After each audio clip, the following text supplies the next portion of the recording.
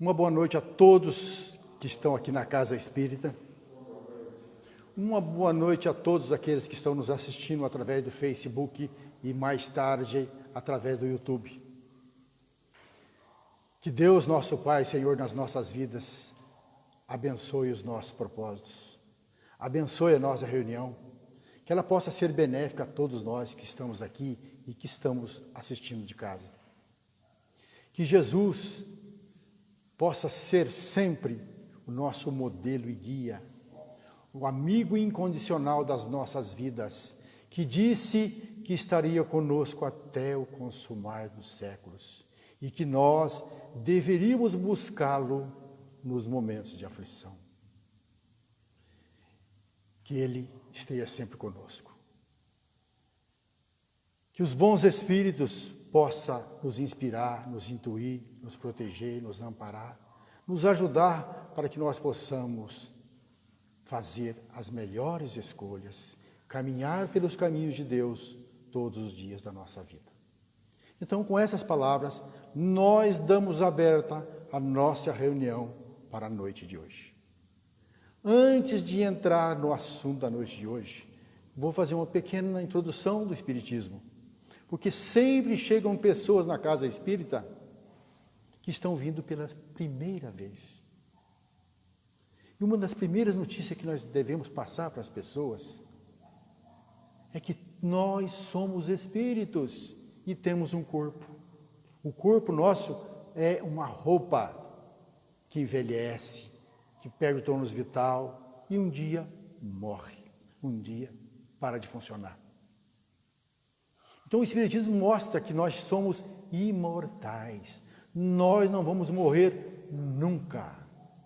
A morte não mata ninguém, ela é apenas um mecanismo usado pela providência divina para nos levar de volta para a nossa verdadeira pátria, a pátria espiritual. Todos aqueles entes queridos nossos que partiram estão mais vivos do que nunca. E se nós quisermos que eles estejam bem, devemos ficar bem. E se nós ficarmos tristes, eles também entristecem. Coloquemo-nos nos lugares deles. Se nós estivéssemos lá de lá e eles aqui chorando, desanimados, depressivos, como é que nós estaríamos do lado de lá? Então, se nós quisermos que eles estejam bem, procuremos seguir a nossa vida. Procuremos caminhar. O tempo é o Senhor da história. É dolorido a despedida. Mas eles estão vivos. Então, quando eles vierem à nossa mente, nós dizemos a eles: fulano, fulana, muito obrigado pelo tempo que nós vivemos junto. Muito obrigado por tudo que nós vivemos. Vai ser só um até breve. Daqui a uns anos, nós vamos nos encontrar. Eu sei que a hora que você estiver bem, você vai nos ajudar. Você vai procurar seguir a nossa caminhada aqui na Terra. Então, que você que está na pátria espiritual, fique bem. Aí você vai encontrar os seus amigos de outras encarnações, o seu anjo da guarda, os seus familiares, avós, às vezes pais, que já estão aí. As famílias chegam aqui na Terra e depois retornam para a pátria espiritual. Então, meu irmão, então, minha irmã, que Deus te ajude, que Deus te abençoe. Então, gente, a maior notícia que o Espiritismo nos traz é a da imortalidade. Nós somos imortais. A morte é só do corpo. Todos aqueles que partiram via Covid, inclusive aqui da casa houve pessoas que partiram aqui via Covid, era tempo deles. Vieram só para passar esse tempo. Mas estão nos amando do mesmo jeito. Estão vibrando pela nossa prosperidade, pelo nosso progresso. Continuam mais vivos do que nunca. Então, a reencarnação é o modo que nós fazemos a nossa evolução. A cada passagem pela Terra, nós ganhamos algumas virtudes, livramos de algumas imperfeições, progredimos, evoluímos. A cada reencarnação nossa, nós vamos nos tornando melhor. Então, fica aí essa primeira mensagem. Todos estamos vivos, aqui ou no mundo espiritual. Então, que Deus nos abençoe. E vamos agora iniciar a nossa reunião. Essa noite eu escolhi uma parábola de Jesus. Jesus contou diversas parábolas. Uns dizem até que foram 42 parábolas. O que vem a ser uma parábola? A parábola é uma narração alegórica. É uma história contada por Jesus que visa passar o ensinamento e muitas vezes oculto. Mas Jesus usava a linguagem daquela época. Então ele falava um senhor de terras, um pescador, uma dona de casa. Ele contava as histórias sempre baseado, um mercador. Então nessa história ele vai falar de um pai de família. Essa parábola é chamada, ela é conhecida por 3 nomes. A parábola da vinha, esse é o nome dela. A parábola dos últimos trabalhadores. Outro chama a parábola dos trabalhadores das diversas horas. Então, nessa parábola, Jesus fala então da vinha. O que vem ser a vinha? A vinha nada mais é do que a nossa vida aqui na terra. Nosso trabalho aqui de evolução aqui na terra. Esse senhor da vinha, esse do pai de família, é Deus. Os trabalhadores somos nós. Então ele fala, ele conta uma história que eu vou ler e depois a gente vai comentar mais. Então vamos pegar o livro. Essa passagem está no Evangelho segundo o Espiritismo, no capítulo 20. Então essa passagem, como eu disse, ela está no Evangelho de Mateus, só no Evangelho de Mateus. Então nós vamos fazer a leitura dela e fazer um comentário. A parábola dos trabalhadores da última hora. Essa parábola, Jesus contou essa parábola quase no finalzinho do período dele aqui na terra. Quase no finalzinho. Só para lembrar, os povos daquela época tinham por alimentação, os povos mais humildes lá de Israel, 3 produtos. Trigo, que se transformava em pão, o peixe, que era a proteína mais barata, e o vinho, também não faltava na mesa. Né? Então, essa parábola é o trabalho na vinha. Vamos dizer lá. Jesus, então, ele já entra direto nessa parábola dizendo o seguinte: o reino dos céus é semelhante a um pai de família que saiu de madrugada a fim de assalariar trabalhadores para a sua vinha. Tendo convencionado com os trabalhadores que pagaria 1 denário a cada um por dia, mandou-os para a vinha.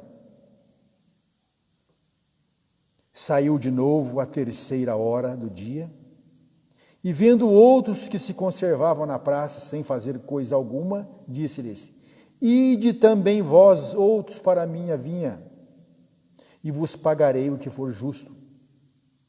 Eles foram. Saiu novamente à hora 6ª e à hora 9ª do dia, e fez o mesmo.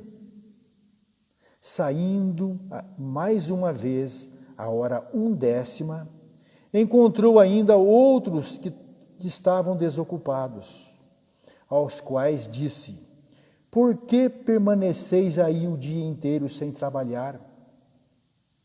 E disseram eles: ninguém nos assalariou. Ele então lhes disse: ide também vós para a minha vinha, e lhes pagarei o que for justo. Ao cair da tarde, disse o dono da vinha àquele que cuidava dos seus negócios: chama os trabalhadores e paga-lhes, começando pelos últimos e indo até os primeiros. Aproximando-se então os que só à 1/10 hora haviam chegado, receberam 1 denário cada um. Vindo a seu turno, os que tinham sido encontrados em primeiro lugar, julgaram que iam receber mais, porém receberam apenas 1 denário cada um. recebendo-o, queixaram o seu pai de família, dizendo: estes últimos trabalharam apenas 1 hora e lhes dá tanto quanto a nós, que suportamos o peso do dia e do calor. Mas, respondendo, disse o dono da vinha a um deles: meu amigo, não te causo dano algum. Não convencionaste comigo receber 1 denário pelo teu dia? Toma o que te pertence e vai-te. Apraz-me a mim dar a este último tanto quanto a ti. Não me é lícito fazer o que quero? Tens mau olho porque eu sou bom? Assim, os últimos serão os primeiros, e os primeiros serão os últimos, porque muitos são os chamados e pouco os escolhidos. Gente, aí a gente começa a analisar, né? O povo judeu contava o tempo de uma maneira diferente da nossa. A gente conta aí 2 horas, 3 horas, 4 horas, 5 horas, eles contavam assim. A primeira hora, que hora que era a primeira hora? 7 horas da manhã. Segunda hora, 8 horas. A terceira hora, 9 horas. A sexta hora, meio-dia. A 9ª hora, 3 da tarde. E a 10ª hora, às 17 horas. Então veja que esse homem saiu de madrugada. Achou as pessoas lá na praça. Aqueles trabalhadores que ficavam aguardando alguém contratá-los. Como existe por aí, a gente conhece aí por chapa, né? Aquelas pessoas que carregam um caminhão, que carregam mercadorias, né? Então aquela pessoa ficava ali. O homem chegou, viu aquela pessoa: gente, estou precisando de trabalhador para a minha vinha. Pedia trabalho para mim, vamos ajustar o preço. Foi os únicos que acertou o preço, foi a primeira turma, 1 denário. Esse 1 denário era o valor que eles pagavam, o salário do dia. Equivalia a dracma. O denário era uma moeda romana e a dracma uma moeda grega. Equivaliam. Então ele combinou com os trabalhadores da primeira hora 1 denário. Com os outros não. Falou: vai trabalhar na minha vinha que eu lhe darei o que for justo. Vamos fazer uma conta assim vai ficar mais fácil. Vamos supor que esse 1 denário valesse R$120. Então aquele que fosse trabalhar o dia inteiro ia receber 120. Aqueles que foram contratados às 9 horas, deixaram de trabalhar 3 horas. Então iam receber o quê? O equivalente a 9 horas, R$90. Pelo certo. Aqueles que começaram a trabalhar meio-dia, iam trabalhar 6 horas só. Então 6 horas, metade do valor, R$60. Aqueles que foram contratados às 3 da tarde, a hora 9ª, iam receber o quê? R$30. E aqueles trabalhadores que estavam lá às 17 horas, já quase escurecendo, e foram trabalhar só 1 hora, e receber o quê? R$10. Para ser justo, seria isso. Aí, quando terminou o trabalho, o que o senhor fez? Chamou lá o mordomo dele, o gerente dele, o capataz, um nome que se quiser chamar. Falou: ó, vamos pagar os homens. Organiza a fila, coloca primeiro na frente aqueles que chegaram por último. Organizou aquela fila, os trabalhadores da primeira hora foram lá para trás. Começou a pagar. E o que ele fez? Pagou 1 denário para aquele pessoal. Chegou e trabalhou 1 hora só. As pessoas que estavam atrás falaram: opa, se ele pagou 1 denário para quem trabalhou 1 hora só, para nós vai ser mais. E assim, mas ele foi pagando 1 denário para todo mundo. Quando chegou nos últimos trabalhadores que ele pagou 1 denário, o cara reclamou: ó, senhor, esse cara trabalha 1 hora só, você pagou 1 denário. Nós que suportamos o calor do dia, a fadiga, o senhor pagou um só. Aí o que ele fez? Eu não te dei prejuízo nenhum. Nós não combinamos antes que era 1 denário? Toma o que é teu, vai embora. Por acaso eu não posso fazer o que eu quiser com o que é meu, com o meu dinheiro? Os seus olhos que são maus porque eu sou bom. E aí ele fala uma coisa meio enigmática, né? Os últimos serão os primeiros, e os primeiros serão os últimos. Né? Muitos chamados, poucos escolhidos. Na palavra, a gente fala: que será que Jesus quis dizer isso? Né? Por que ele pagou, né? Para todo mundo igual? Quem que era esse trabalhador da primeira hora? Nessa passagem no livro Evangelho segundo o Espiritismo, é interessante que neste capítulo 20, Kardec não faz comentário, deixa somente os espíritos comentarem a respeito desse assunto. Em quase todos os outros capítulos, Kardec, os espíritos falam, Kardec também faz um comentário. Aqui ele não faz, somente os espíritos que falam. Então os espíritos que estão aqui, tem 4 mensagens que tocam sobre esse assunto de trabalhador da última hora, fala que os trabalhadores da primeira hora são aquele pessoal antigo, os patriarcas dos judeus, dali, Abraão, Isaac, Jacó, né? Depois os profetas, depois os cristãos da primeira hora, os mártires que foram mortos nos circos romanos, né?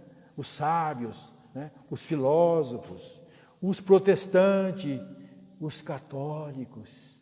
E os trabalhadores da primeira hora, quem são? Os espíritas. Por quê? Lógico que o trabalhador da primeira hora de hoje já foi trabalhador de última hora. Por causa da reencarnação, a gente vai reencarnando, vai voltando. Muitos daqueles elementos que conviveram com Jesus, antes de Jesus, reencarnaram muitas vezes. Às vezes estão por aqui hoje ainda, reencarnados, a gente não sabe. Né? Mas por que os espíritos são considerados trabalhadores da primeira hora? Porque os espíritas, eles recebem uma gama de conhecimento muito grande. Eles sabem da imortalidade, eles sabem da vida futura, da vida após a morte. Eles sabem que no mundo espiritual, a cada um será dado de acordo com as suas obras.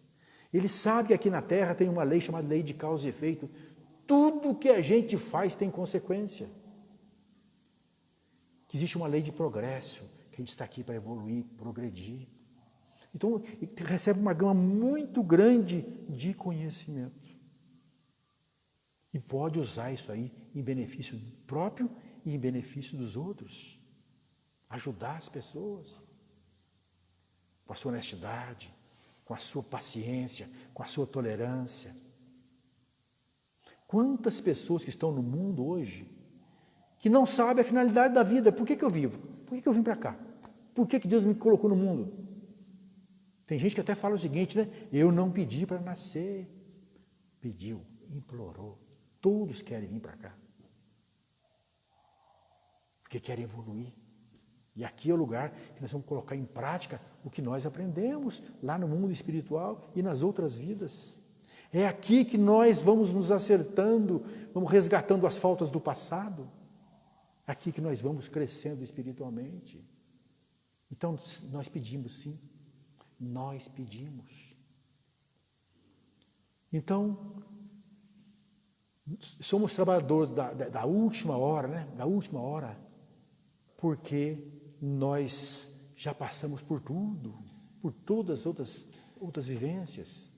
E hoje, nessa encarnação, nós travamos contato com esse manancial de conhecimento que é a doutrina espírita, que faz com que a gente pense 2 vezes antes de fazer qualquer coisa errada.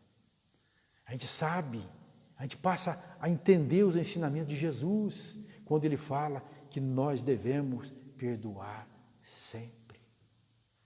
Quando ele fala que nós devemos ter paciência, devemos ser tolerantes, devemos amar os nossos inimigos. Quem é que falou isso? Jesus. Amai os vossos inimigos, orai por aqueles que vos perseguem e caluniam, para ser desfilho do vosso Pai que está nos céus. Reconcilie com teu adversário enquanto está no caminho com ele. Porque ele sabia das consequências do depois.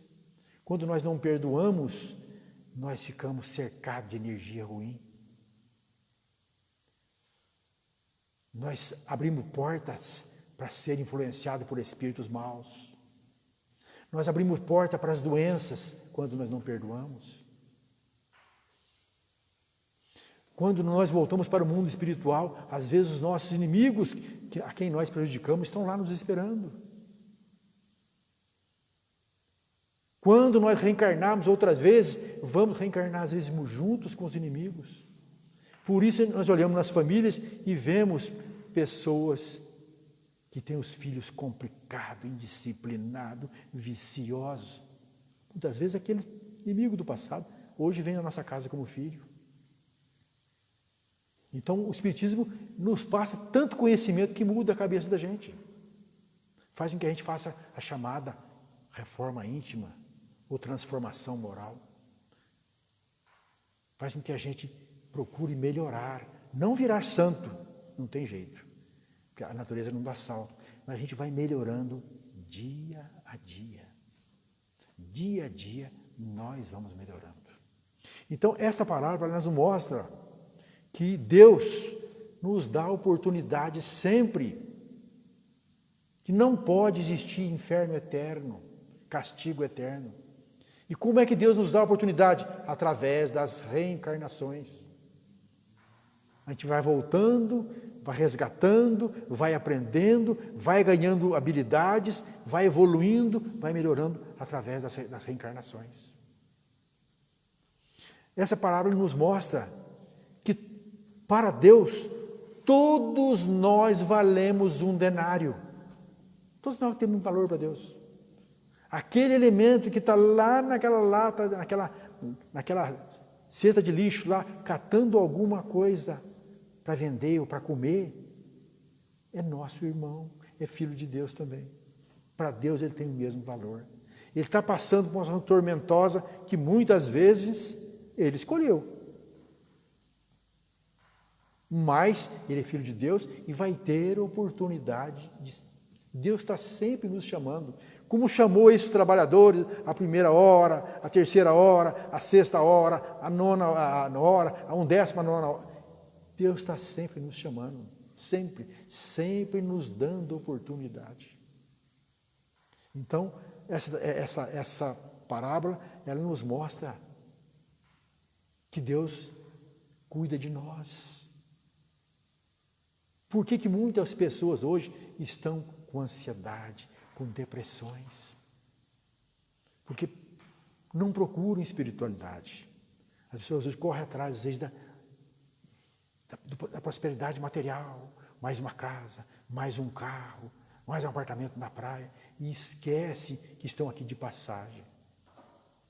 Não que isso seja proibido, não. Nós podemos sim, temos todo o direito de procurar nosso conforto, a nossa melhoria, mas nós temos que reservar um tempo da nossa vida para Deus. Os pais hoje quase que não levam os filhos nas igrejas. Com a história do celular, parece que a obsessão acabou, não precisa mais de obsessão.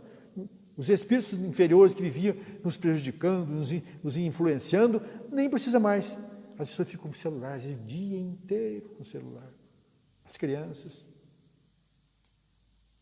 E não se ligam na espiritualidade, na fé, na confiança em Deus, na esperança. Então, gente, essa palavra nos diz para a gente aproveitar o tempo. E se aproveitar o tempo, nós podemos aproveitar, seja na casa religiosa, católica, evangélica, budista, espírita, umbandista, seja onde for, nós podemos aproveitar para ajudar as pessoas, acolher as pessoas, consolar as pessoas, fazer caridade. Mas a espiritualidade nos fala que a primeira caridade é no lar, é dentro de casa. Que as primeiras pessoas que nós devemos cuidar, primeiramente, são do cônjuge e os filhos. Depois vem os pais, depois vem os irmãos, depois vem os amigos e depois o mundo. Então começa dentro de casa. Comecemos dentro de casa a nos amar, a cuidar um dos outros, a ajudar um dos outros. Aqueles que são mais difíceis é aqueles que nós temos que concentrar mais o nosso cuidado com eles. Às vezes são os adversários do passado. Meus pais, meus irmãos, meus amigos, aí sim podemos ajudar. O que adianta nós queremos distribuir sopa, uma coisa e outra fora de casa e dentro de casa a gente ser um cão, ser um terror? Então começa a caridade, começa a nossa bondade, a nossa evolução dentro de casa. Então, essa palavra nos ensina isso, que nós devemos aproveitar o tempo. Todos nós recebemos de Deus tempo. Nós não podemos desperdiçar esse tempo com coisas que não levam a nada. Então, essa mensagem nos mostra que todos nós podemos ser trabalhadores da última hora no lar, no local de trabalho, na rua, dentro do templo, seja de qual confissão religiosa que for. Então, gente, que nós possamos refletir sobre isso. Deus não desiste de nós. Jesus fala assim: todas as ovelhas que o Pai me confiou não se perderá. Todos são filhos de Deus. Quando Deus nos criou simples e ignorantes, mas com possibilidade de evolução, de crescimento, Ele colocou o nosso destino, a felicidade. E essa felicidade depende de nós. A cada passagem pela terra, nós vamos ganhando virtudes, nós vamos ganhando habilidade, nós vamos aprendendo, nós vamos desenvolvendo a nossa vontade. Até um dia nós nos tornarmos espíritos puros, de sabedoria, sem ciúme, sem vaidade, sem egoísmo, sem ódio, sem vingança, só fazendo o bem. Então, aproveitemos o nosso tempo aqui na Terra. Aproveitemos o nosso tempo. Só para lembrar como as coisas funcionam. Já contei essa história aqui várias vezes. De uma casa espírita, onde tinha um palestrante que toda semana ele fazia uma palestra, participava do grupo de estudos, passava bastante ensinamento das pessoas. E a casa sempre lotava com as palestras dele. No meio das pessoas que assistiam as palestras, tinha um elemento que sentava lá atrás. E ele tinha uma característica que ele usava um bonezinho, não tirava da cabeça. Ele estava quietinho lá atrás, assistindo as palestras. Toda semana, todos os dias que ele podia, ele vinha assistir as palestras. Chegou um dia que aquele elemento do bonezinho desapareceu, sumiu. Quando um elemento vem na casa espírita, sempre está vindo, de repente ele desaparece, o que a gente pensa? Desiludiu, curou-se, desanimou, mudou de religião ou morreu. O cara sumiu. O palestrante olhava, não via aquele elemento ali. Alguma coisa aconteceu. Passaram os tempos, aquele palestrante desencarnou, quer dizer, morreu, saiu do corpo de carne e voltou para o mundo espiritual. E quando ele chega lá, que ele desperta, quando ele começa a caminhar por lá, de repente um dia ele encontra o homem do bonezinho no mundo espiritual. Todo iluminado. Quanto mais o espírito ele é evoluído, mais iluminado ele é. E ele, uma luzinha fraca, uma luzinha de 15 watts, né? Aí ele olhou no elemento e falou: rapaz, você lembra de mim? Lembro, o senhor era palestrante lá no centro e eu gostava tanto de assistir suas palestras. Pois é, rapaz, que engraçado, né? Eu fiz lá 30 anos palestra naquele centro, rapaz. Olha a luz, a minha luz. Agora olhe você todo iluminado. O que você fez para se iluminar? Sabe o que eu fiz? Eu fazia tudo que o senhor ensinava. Então veja, aquele é o trabalhador da última hora. Botou em prática o que ele aprendeu. Porque não adianta a gente saber, conhecer a Bíblia de cabo a rabo, a gente conhecer o Evangelho de cabo a rabo e não colocar em prática. Ou a gente trabalhar numa área de má vontade. Vamos supor um caso de uma pessoa, de um homem, de uma mulher que trabalha, que dá assistência voluntariamente numa casa de idosos.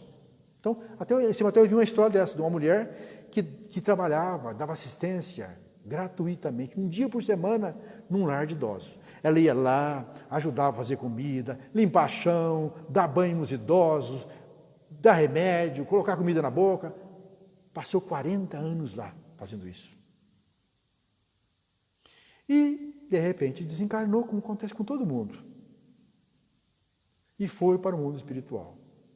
Aí, se pergunta, essa mulher se iluminou? Depende. Então, o elemento que conta a história diz o seguinte, que essa mulher, ela tinha uma virtude, ela não faltava. Todo dia que era a vez dela ir lá, o trabalho dela, 8 horas da manhã ela estava lá, e ficava até às 6 da tarde, e ia embora para casa. Ela disciplinada. Só que ela era uma pessoa muito rude, tratava os idosos com casca e tudo. Fica quieto aí, velho, toma esse remédio, come. Tratava mal as pessoas. Então ela não tinha aquele sentimento bom. Então é preciso que tudo aquilo que nós façamos, gente, seja de boa vontade. Se você vai fazer uma comida para a família, faça com boa vontade. Você vai alimentar os seus familiares. Agora, se você com raiva, com ódio, com mágoa, com ressentimento, essa comida fica impregnada de energia ruim. Às vezes faz mal para as pessoas, não sabe nem por quê. Então, tudo aquilo que nós formos fazer, vamos fazer de boa vontade. Se você for voluntário para trabalhar em algum lugar, puder ser um dia, vai. Se não puder ser um dia, vai meio. Se não puder ser em meio-dia, 2 horas, 1 hora, mas faça com boa vontade. Faça o teu trabalho com boa vontade. Dá o teu estudo com boa vontade. Faça a sua caridade com boa vontade. Porque é o que vai contar, é o que vai te iluminar isso. Quem leu o livro Voltei, do irmão Jacob, é um livro que foi trazido pelo Chico, um espírito que foi diretor da Federação Espírita Brasileira, que entregava cestas básicas nos morros, era médium de cura, passista. E quando ele desencarna, a luzinha dele fraquinha. Ele encontra com o doutor Bezerra de Menezes, todo iluminado. Doutor Bezerra, o que aconteceu comigo? Eu não tenho luz. Eu fiz tanta coisa dentro da seara espírita, eu dei cesta básica, eu subia morro para levar cesta básica, eu dava passe, eu era médium de cura, trabalhei em reunião mediúnica. O problema é o seguinte, você, meu filho, você queria resolver o problema dos outros, você queria endireitar os outros, você queria curar os outros, mas não curou, não mudou a você. A primeira pessoa que nós temos que mudar não é os outros, é a gente, porque ninguém muda ninguém. Eu estou aqui falando, estou passando a orientação, mas cada um segue se quiser. Agora, eu tenho a obrigação de mudar, porque quem fala é quem mais precisa, né? Por isso que a gente tem lá a boca perto dos 2 ouvidos, né? Então, quem fala é aquele que mais precisa mudar. A gente, não adianta você querer abraçar o mundo, fazer o mundo e não cuidar da sua evolução, da sua melhoria. Chico Xavier, quando chegava uma mãe lá no centro dele, que tinha perdido um filho, uma filha, um esposo, e chorava, né? O Chico chegava, não falava nada, abraçava a pessoa e chorava também. Só mais tarde, a hora que a pessoa acalmava, fica aí, filha, quem sabe você vai receber uma mensagem do seu esposo, ou da sua esposa, do seu filho, da sua filha. E às vezes chegava, não era sempre, mas chegava a mensagem. E sempre chegava dizendo, eu estou bem, eu estou aqui com a vovó fulana de tal. Eu só não estou melhor porque você, mamãe, está triste, porque você não está chorando. Cuida, mãe, do papai, cuida dos meus irmãos, mãe. Segue vivendo, mãe. Eu estou vivo. O meu tempo era aquele. Eu voltei, mãe. Mas eu estou vivo, continuo te amando. Eu só não estou melhor porque a senhora está triste. Tira esse luto, mãe. Então, aconselhava. O Chico, primeira coisa, acolhia. Chorava junto. Então, o sentimento que ele tinha. Isso é importante, gente. A gente ter sentimentos bons. Fazer as coisas de boa vontade. Saber que aquilo que nós estamos fazendo é bom para os outros, mas é bom para a gente. Quando a gente faz o bem para os outros, você se sente bem. Quando você faz o mal para os outros, que você desacata uma pessoa, você xinga, você maltrata, você fica mal. Você fica desequilibrado, não te faz bem. Então, por isso, façamos o melhor. Jesus Cristo é o nosso modelo. Olha o que ele fala. Buscais primeiramente o reino dos céus e tudo mais vos será dada por acréscimo. Numa outra passagem ele fala o que é esse reino dos céus. Se falarem que o reino do céu está ali, aqui, acolá, não acrediteis. O reino do céu está dentro de vós. O que é o reino dos céus? É o estado tranquilo, é a consciência tranquila, é a honestidade. Se você morrer hoje, você não deve nada para ninguém. Esse é o reino dos céus. Então, gente, nos esforcemos para ser trabalhador da última hora, aonde nós estivermos. Deus está conosco, Deus cuida de nós. Tudo na vida passa. Passa aqueles momentos de prazeres, de alegria, de prosperidade, mas os momentos de dificuldades, de sofrimento também passam. Também passam. Vai passar, tudo vai passar. Devagarinho, nós vamos nos ajustando, as coisas vão acontecendo, vai acontecendo, e daqui a uns tempos nós olhamos para trás, passou. E outro detalhe importante, são os momentos que nós mais aprendemos é no sofrimento. Porque quando está tudo bem, empregado, todo mundo com saúde, bem na escola, a gente até esquece que vai morrer, que Deus existe, que nós estamos aqui de passagem. Mas quando as coisas acontecem, o sofrimento chega, a gente fala, por que, meu Deus? Por que isso comigo? E aí vai buscar, aí procura o consolo do padre, do pastor, da amiga, do amigo. E as pessoas vão chegando, vão passando, nos aconselhando, vão nos acolhendo, vão nos abraçando, vão nos estimulando e nós vamos saindo. Tudo passa. Deus é Pai. Deus não desampara ninguém. Então, fica essa mensagem para a noite de hoje. Que Deus, nosso Pai, Senhor das nossas vidas, nos abençoe. Nós vamos agora fazer uma prece final. Vamos fechar os nossos olhos. Quem em casa colocou um copo com água, mentalize esse copo de água. Vamos pedir espiritualidade. Se aproxime de nós. Com a permissão de Jesus. E estendam as suas mãos luminosas, as suas mãos amorosas, e fluam sobre nós a luz divina, para que essa luz penetre nos nossos centros de força, nos equilibre, nos harmonize, nos fortaleça, para que nós prossigamos combatendo o bom combate, como disse São Paulo, para que nós continuemos a caminhar pelos caminhos de Deus e brilhar a nossa luz, conforme disse Jesus. Brilhe a vossa luz diante dos homens, para que eles, vendo as suas boas obras, glorifiquem a Deus. Então, gente, que o Senhor da vida nos abençoe. Que essas energias que nós estamos recebendo nos seja profundamente benéfica. Que nós possamos sair daqui, retornar para os nossos lares mais leves, mais animados, mais confiantes, mais esperançosos. Que tenhamos todos uma semana de muita luz, de muita paz, de muito trabalho, mas de muito amor no coração. Em nome de Deus, nosso Pai, Senhor das nossas vidas, nós damos por encerrada a nossa reunião da noite de hoje. A todos, uma noite excelente. Que assim seja.